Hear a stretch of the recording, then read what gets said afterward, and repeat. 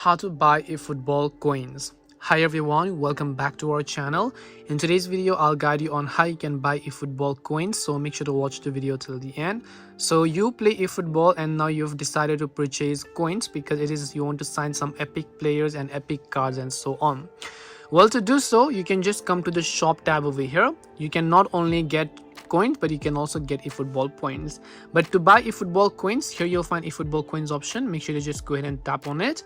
As you tap on it, you're going to be landed on this page as you can find it. Now you can see for what dollars worth of coins that you want to buy.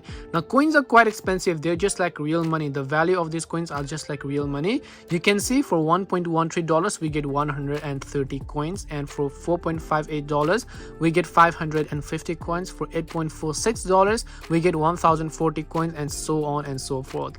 Depending upon the package that you want to buy, just select the coins option over here. Once you select them, if you're using on your Android, then obviously you have to add your Google Play gift card or whatever else you have, such as a credit or debit card as well.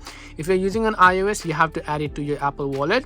Make sure to add a credit or debit card. After that, confirm the payment method, and then you would have successfully purchased eFootball coins.